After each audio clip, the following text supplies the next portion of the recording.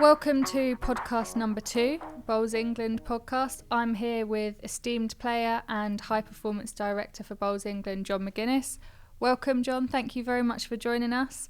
First of all, can you tell me a little bit about your new role? My new role? Well, high performance, something very important within our sport in England. And my role is really to look after the programme and deliver the programme for bowlers competing in major championships around the world. So we're talking like World Championships, Commonwealth Games, that level of event. So that's really my mandate, is to ensure that we do well in those events. And what made you go for the job at this point? Well, that's a good question. A lot of people have asked me that question, Sian. I've done it before, believe it or not. So I was a high performance director for the Melbourne Commonwealth Games, while still at the peak of my playing career. And I'm still doing quite well as a player in some respects. But I think that having experienced it before, and then having played in Commonwealth Games and other major championships, I think the next best thing for me is to be in charge of that and to get my competitive buzz out of leading that team and being part of that whole program with the players. And so I'm really excited to be part of that team, if you like. So what type of manager will you be? I think I'm going to be a manager that likes things to be organised and like people to know what's expected of them and what I'm expected to do as well, and they'll understand what their expectations are from me and obviously what they have to do themselves as players.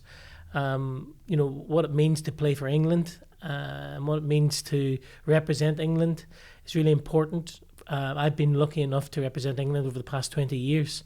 It's been a huge honour, and now to lead the high performance programme is another incredible honour, and it's a very important role. So all of those things I think are key and are drivers for why I'm doing this. And am I right in thinking that you've done football coaching in the past? Yes, I have. I mean, I played a bit of football in my day. I wasn't very good, unfortunately. My sons are much better than I am. But I did do a few coaching badges, and I used to run an under-18 team that played in a fairly decent level. It was a floodlit, midweek floodlit league that was part of a semi-professional side. So I have done a bit of that. But obviously that's dealing with sort of 18-year-olds, 16, 18-year-olds, which is tough.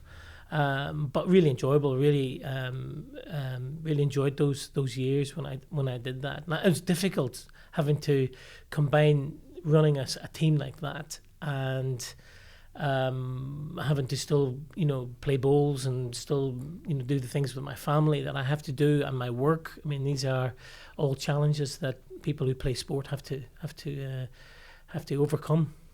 Do you think you'll be able to draw upon anything that you used in football or anything from other sports to bring into your role as high performance director? I think I'll probably bring a few things over and beyond, being involved in other sports. I mean, I've got a degree in sports science, so I've studied psychology and physiology, etc. So I'll bring some of those skills as well. And obviously in business, I'm involved in sport and leisure in a business sense, but more on capital projects and on the property and hotel, leisure, golf side of things. That's where my forte is as a professional. So I think I'm bringing a number of those skills and those attributes to this role.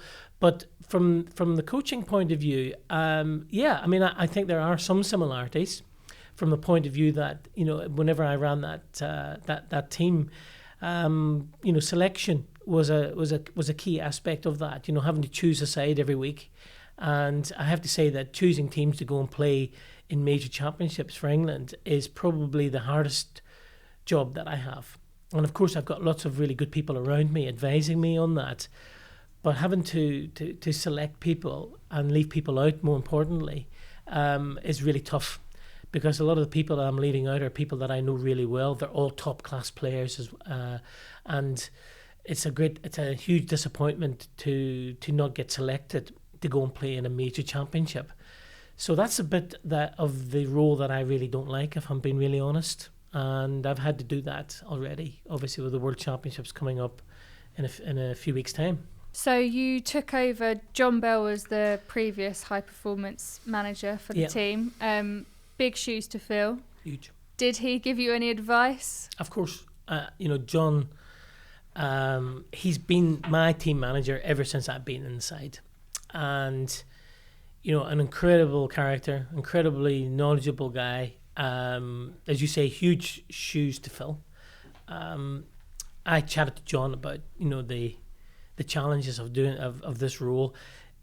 The issue is that I'm the first dedicated high performance manager, director, whatever the word is.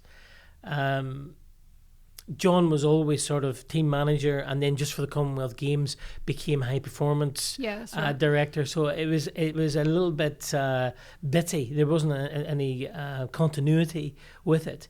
And Bowls England, I think, and I applaud them for doing this, have said we need to have an ongoing high performance program, which we do, and we are. So speaking to John about his knowledge about the programs that he's led, and I have his ear all the time. So if I ever have a question about anything, I can always pick up the phone to John, and he's very he welcomes that, and he still has a role to play in that regard, because you don't just sort of drop the reins and not continue to give that experience and give that know-how. You don't just drop that. So John has been instrumental in guiding me in some respects with some questions that I've had up even to date. So he's still a very important figure in our sport. So you've picked an elite squad for the World Championships. Yeah. What happens now with, obviously there's a huge wealth of talent in England, both men and women, which is great. Yeah. What happens now with the players that are maybe just on the fringes of that World Championships team? Yeah, well, there's an awful lot more to play for. We've got Commonwealth Games in 2.5 years' time. And that's the next major competition. There's a number of things in between that, of course. But there's going to be a programme. There is a programme in place for that, and there's been a plan that's been agreed by the board of Bowls England that I've presented and prepared. So that is now agreed. So there's going to be an awful lot more opportunity for people that are not going to the World Championships to get themselves in the frame for Commonwealth Games. And it's going to be down to them to demonstrate that they want that place and they want to play for England at that level. So overall, perhaps you could describe it as like making it a little bit more professional. Yeah, I mean, I'd like to think that there's transparency, and that people understand that selection is based on a number of criteria, and the expectation of a player to play at that level is that you have to perform and behave and have a philosophy and an ethos and an attitude that is fitting of playing for England at that level. And I think we've got to get better at that. And overall, a lot of our players are still, I think, incredibly talented, but still perhaps need to realise that to reach the top of your sport consistently well requires a huge amount of dedication and a mental attitude and a state of mind that perhaps we need to just get a little bit better at. Now, World Championships, like you say, on the Gold Coast, team will be travelling out in May. What has the preparation been so far? Well, we selected the team just at the end of the year, and obviously we've got five boys, 5 girls, and a team of 4 managers. So we have a training camp coming up next week, where we're going to not just do things on the green, it's also sorting out some of the detail of things that we need to do when we get over to Australia. And this covers things like, what are we going to eat? What are we going to eat in the evenings? How are we going to treat nutrition, hydration during games?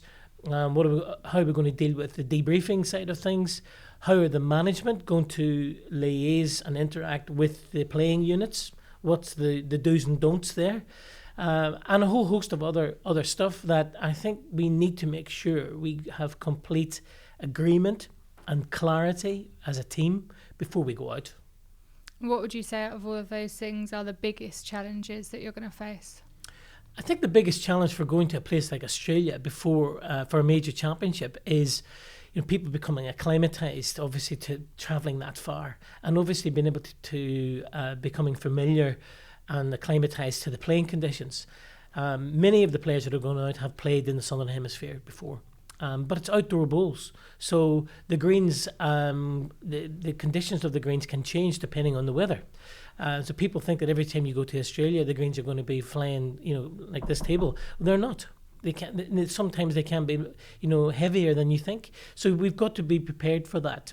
And I think the players, in relation to the type of equipment they've got to play with, the bowls they've got to play with, and the style of play. Our tactics and working on our strengths, etc. These are all things that I think we've got to work on before we go out. How will you draw on other trips that have gone before to Australia and various other places? You mentioned it's an extremely difficult surface to play bowls on. Yeah, I mean, ultimately, bowls is a mental challenge for, and the higher the level you play, the more challenging it becomes mentally, and dealing with the conditions, dealing with the playing surface, dealing with the opposition, dealing with external factors, dealing with the weather conditions. These are things they're actually used to doing. So as elite players, our high performance players, I think that when we go over to Australia, we'll be able to cope with whatever's put in front of us. For me, the opportunity for the players that have been selected to go and demonstrate again that they are, our best players, and to go out and to put in performances that are worthy of playing for England, hopefully will drive them to success. And will you set specific goals for the team? I have got some goals with regards to how many medals I want to come back with, but it's not just about that, because ultimately the experience that people have when they go there, the whole experience and the whole journey that any player has if they are part of any program that I've got is as important as what the end results are. Otherwise, if it's just about the end results, then that you're open for failure in that regard. So it's about the journey as well, and about the learning experience. But ultimately, results, and sometimes people shy away from results. Medals and winning medals is important. There's no doubt about that. And so I have some expectations there, but that will come from people putting in performances. It will come from people being prepared. It will come from people being in the right state of mind. It will come from people having zero tolerance to the sort of adversity that they're going to face, and they put in the performances they're capable of. Because everyone that's been selected for this team, and you're one of them, Sian, has got the ability to go and win a gold medal. Every single person has got the ability to win a gold medal. But obviously it's not quite as simple as that. No, and I think in the past it's very hard for people that have never played in Australia and never witnessed bowls there. They obviously have high expectations of any England team that's sent overseas to play. Yep. And it's not always as simple as coming back with a haul of medals, is it? It's not. I think when we go to the Southern Hemisphere and come back with any medal, it's an incredible achievement. It really is. And until you've been there and played there and understood, and I've done that myself, it's hard to get that message across for people to realise how more difficult it is to perform in that environment.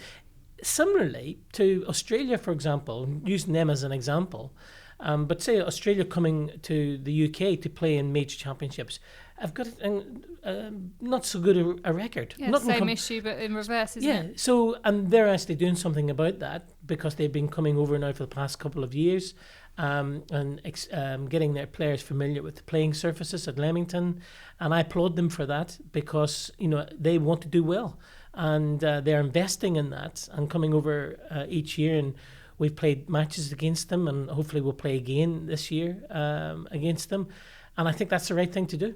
How important do you think it is to have that such high quality opposition in competitive practice? Incredibly important. I mean, it's the one thing I think that we're maybe missing in this sort of region.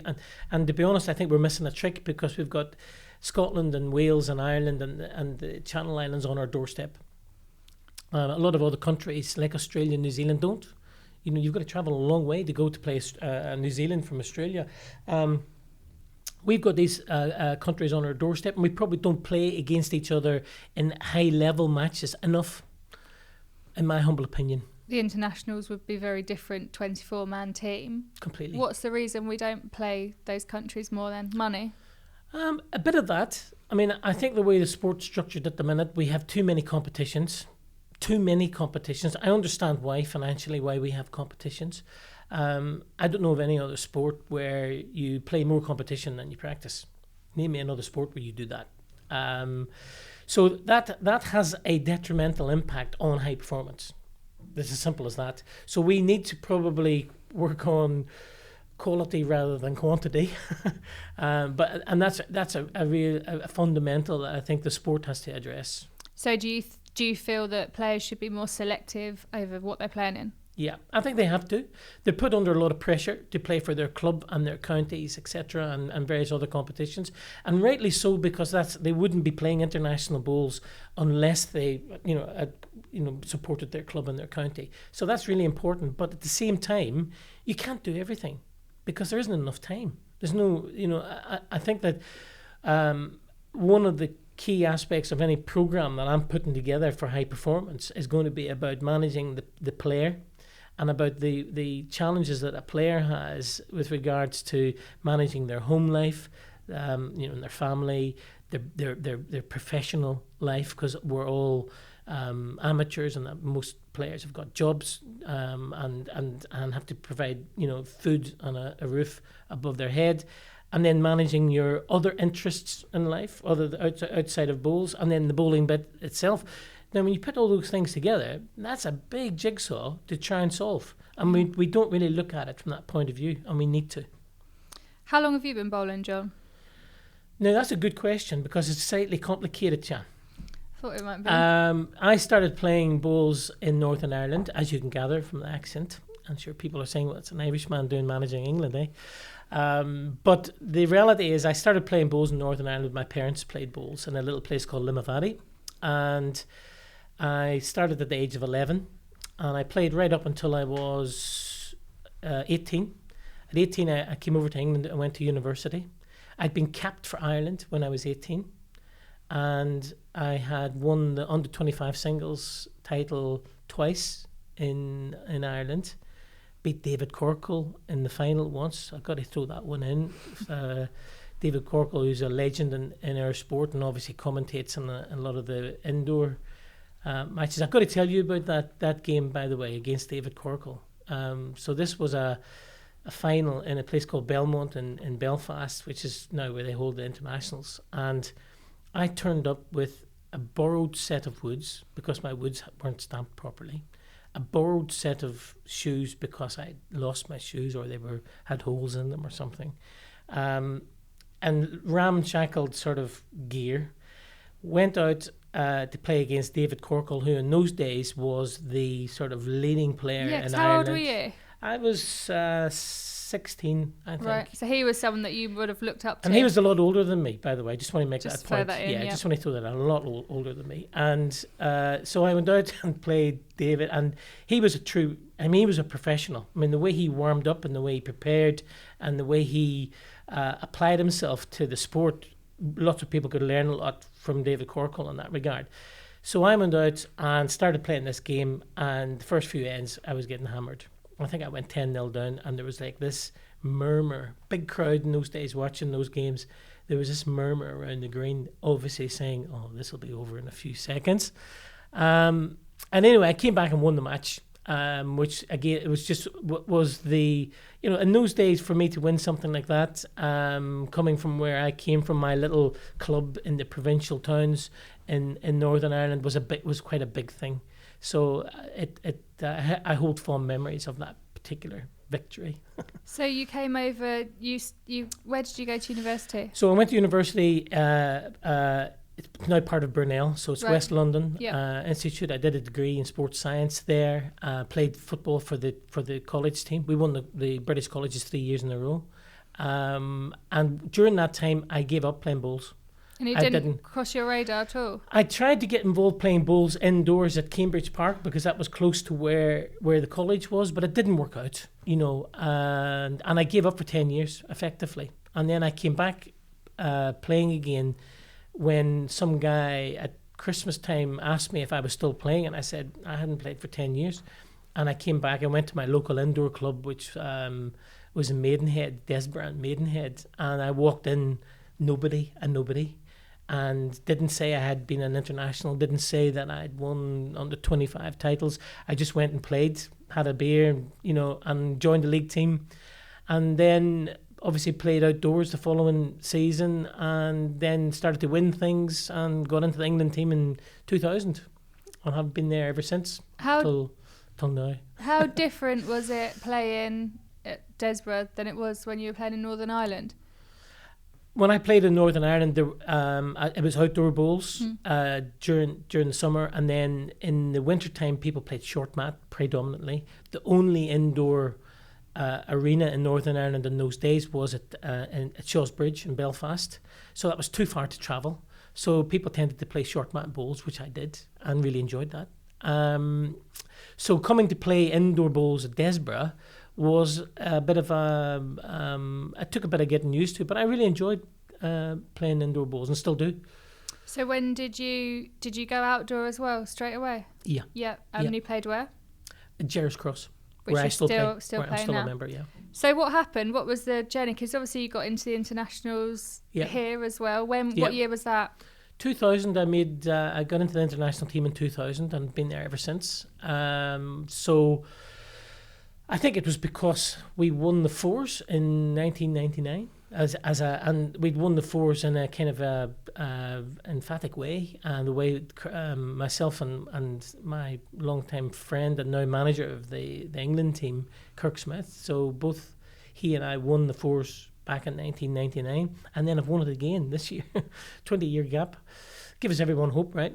But that was very special, and I think we kind of came on the scene just at the right time whenever England needed a new back end, and there was a gap for us, and we went in and took that opportunity and got into the sides. And Kirk played for a number of years, and I've played a little bit longer, but we were just fortunate that the opportunity was there for us at that time, because sometimes that doesn't happen for people. What series stand out for you? Oh, there's so many, Sian, series-wise. I mean, I think it's got to be the series a couple of years ago in Llandudrod, Wales, in Wales, where I was captain of the England side. And it doesn't get any better than that, as you know, being the captain of the ladies' side. But being playing for England is one thing. Being the captain, playing captain, is an incredible honour.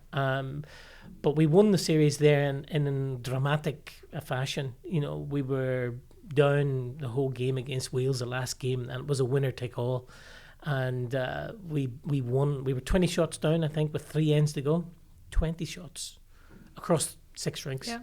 And we came back and won by 1 with a measure on the last bowl, on the last end. What a feeling. Doesn't get any better than that. So to lift the trophy up as a captain, having in that way, I think that has to go down as one of the best for me. And who's your favourite person that you've played with in those international teams? Wow, good question. Oh, I've had so many guys that I've played with over the years. Mark Walton was a fantastic player, a real charismatic player, a real winner. He was a great guy to play with. Kirk obviously was a fantastic guy to play with as well. John Redknapp is someone who I have a huge amount of admiration for. Just made 100 caps last year. I mean, that's incredible for anyone to do at any level. Those guys were those were incredible times. Robert Newman, I played with Robert Newman, who's another class act as a player. We miss him as a player in the England side. Too many to mention, Sian, I'm afraid. Have you always played in the same position? No, I played in a number of different positions. I'm fairly versatile. Do you have a preference? I think I'm probably a middle player. I'm a 2 or 3. I think I would say that would be my strengths. But I have led and I've skipped. But you know, I think in that regard, I'm probably a 2 or a 3. People are very quick to stereotype players. People stereotype a skip and say, well, he can't lead, but a skip should be as good a draw player as anyone on the side. So, and the modern game is dictating that that's not the case anymore. Certainly, people who skip ranks or playing units have to have certain characteristics, leadership characteristics for sure. But for me, I think if you were asking me where would my strength be as a player, I would say that in those 2 positions. So you're in the international team, you're playing well, you're winning things. Yep. Explain to me what made you go into management in 2006. I was approached about the role, and one of the first questions was, I thought I had a chance of playing. Because they wanted you to be the high performance director for Melbourne. Yeah. And Commonwealth Games. And they said to me, my response was, I'm flattered, but I thought I had a chance of playing. And the response was, you do have a chance of playing. And I said, well, who decides that? He said, whoever takes this role. So I'm thinking, wow. So I had to... That's quite the position to be in. It is incredible difficult position to be. However, having thought about it, I thought, how many opportunities does someone get to lead an England team in the Commonwealth Games? I'm given another opportunity to do that, by the way. But at that time, that was a question. I thought, John, you've got to do this. You've really got to do this. And I had, obviously, rapport with the players. Probably in those days, more rapport with the male players than the female players. But there was a great bunch of players available at my disposal, so to speak. And we took a really good team out there. And so it was an incredible program. I really enjoyed it. I learned a lot from it as well. Going over to Australia to play in a Commonwealth Games is a real challenge, again, for the reasons that I spoke about earlier. But we prepared diligently for that. And, we came back with some good medals. And it was at a time when they were tampering with the format. So we had 2 bowl pairs, for example. Hard. They just introduced the sets play and the tie-break scenario.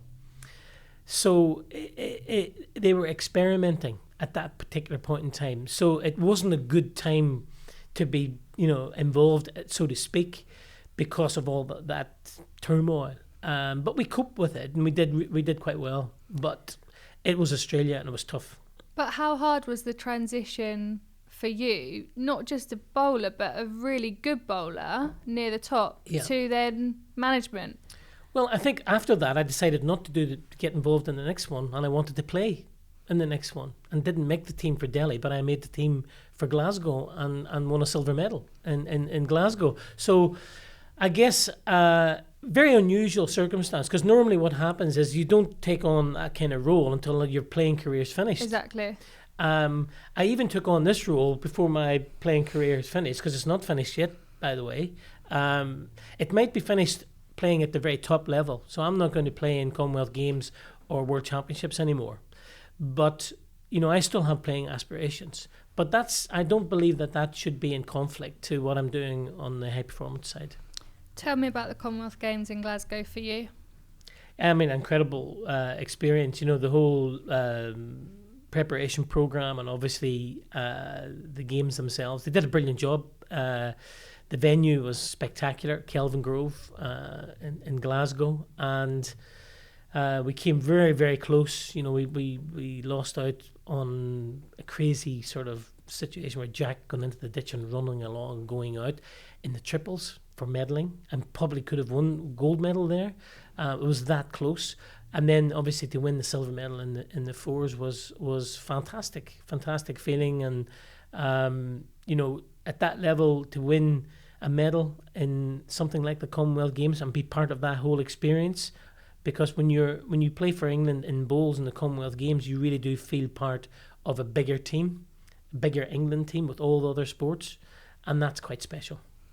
Would you say, that's obviously a very high point of your bowls career, the series a couple of years ago in London that you mentioned, what were the other highlights for you, B? But I think it would be rude not to mention the fact that I won the national family pairs with my son Tom. And what other sport can you win a national title with your son or daughter? And he's a junior international. And he's a junior international as well. Proud moment. And of course, everyone says that he pulled me through, which he probably did actually. But the reality is that there's very few sports that you can do that. So to achieve that, and we came close again this year. We lost the semi-final this year, and I won't go into the details of that. Sam Tolshard, if you're watching. But to do that, I think probably surpasses some of the others. Because it's so special to play with your son. I think so. How did you juggle, when you were playing perhaps a few years ago, how did you juggle home life? You've got 3 sons, job, family. How difficult is it for players to do that? With huge difficulty is the answer. It's never easy. I think balance is something that most of the time you're achieving balance if you're thinking about it. So if you're thinking about, I'm doing too much of that, or I'm doing too much of that, ultimately you probably are doing okay. It might not be at a particular point in time, but over a period of time, you probably are doing okay. It's when you're not thinking about it at all and you're just off foraging, working too hard and not, thinking about things that make you happy, or you're off doing the things that make you happy and not doing things that you have to do. If you're not thinking about that, then you're probably not getting any balance. So I think as a bowler, I'm always balancing. I'm still balancing. And those things are things that you probably do whenever you're a kid with regards to what you have to do to pass exams, as opposed to going out and playing music or playing sport or whatever you may be. And then when you get a bit older, the challenge is the same. Things change, but the challenge is the same. You've got a lot of experience of playing at that level, and how much will you draw upon your own experiences taking it forward into the management role this time? Yeah, I mean, I think, I've been there and played in the environment that the players are going to experience, and I've been, a member of England's high performance programme right back till Melbourne, effectively. So I've had an opportunity to experience all of that, and so I think I can lend that experience to the players now, and being part of that journey with them, because I really do think it is being part of that journey with those players is hopefully my experience and my know-how will form an ingredient that's going to help us to win things. Do you think you'd be a different manager now than you were in 2006? Yeah, probably, yeah. Better? Yeah. Because you've learnt? Yeah, for sure. It's quite an exciting time for bowls at the moment, isn't it, generally? Lots of new appointments and lots to look forward to. Leamington hosting the Commonwealth Games in 2022. Mm-hmm. And in many ways, I guess, a golden opportunity for bowls to progress. Yep. How do you think that we can capitalise on that as a sport? I think it's a huge opportunity for us to showcase our sport. I think that bowls still struggles image-wise in the public domain with regards to how people view it. You mentioned bowls, and people still talk about David Bryant, which they rightly should, because what a legend in the game he was. But you're talking 30 years ago, maybe 40 years ago. So we really do have a need to freshen things in that regard. All sports have got a challenge recruiting new players at all levels, all walks of life, and I think that having a Commonwealth Games in our backyard is something that we definitely should take advantage of. Definitely. How do you think that we can improve the image of the sport generally? I think we can improve the image by showing the diversity that we have. I don't know, there's very few sports that have a diverse range of players from age groups, backgrounds, etc. So I think that diversity is really key. I've always said that the generations thing is huge. How many sports can a grandfather and a daughter and a grandson or granddaughter play together? How many sports can you do that and play to a good level? So that generation message, I think, is really key. But the diversity that we have in our clubs throughout the country and at county level, etc., I think is really key to promote, because most people look at bowls still as being a pastime that people play and people that are retired play. And that is true, and that's actually a positive as well, by the way. And we need to recruit more of those. But we've also got a lot of really younger people and people from different backgrounds and different ethnic minorities. And, I think we've got to show that our sport is inclusive.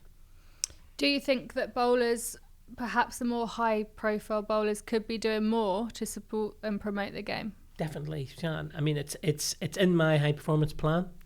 And I've made a pledge to Bowls England that I'm going to make the players aware that they have responsibilities over and beyond going out and performing on the green. And sometimes it's just about the players being aware of that. It's not that they've never wanted to do it. Most of them do want to do it.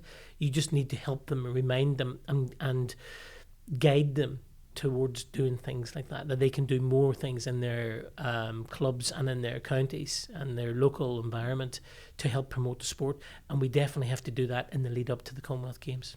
And you're currently undergoing a bit of a walking challenge, aren't you? A walking challenge, yeah. Tell me a bit about that. Challenge. Well, it was an incredibly good idea of yours, Sian, to do this. And we chose a charity which I think is very topical, mental health, and we know it affects everybody in various walks of life. So I think it's commendable. I think it's good from a fitness point of view as well, because we're all doing 10,200 and something steps a day over 30 days, which you need to put your mind to, But I think it's also helping our team unit, come together a little bit and us all sort of muck in and realise that we're doing something collectively as a team. So it has a bit more of a profound impact than simply providing money for a charity or making people a little bit fitter, definitely. And the wider bowls community have got behind the team, and it's a talking point, isn't it? It's tremendous. I mean, I just want to tell people that today I have done 7,453 You've steps. got a way to go then. And that's because I'm here sitting in a seat rather than... But I think it's creating some awareness, and it just shows you what we can do. We're putting a bit of effort into it, but, we could do more of these things, I think. That's great. John, thank you very much. Thank you for taking the time to talk to us. Welcome.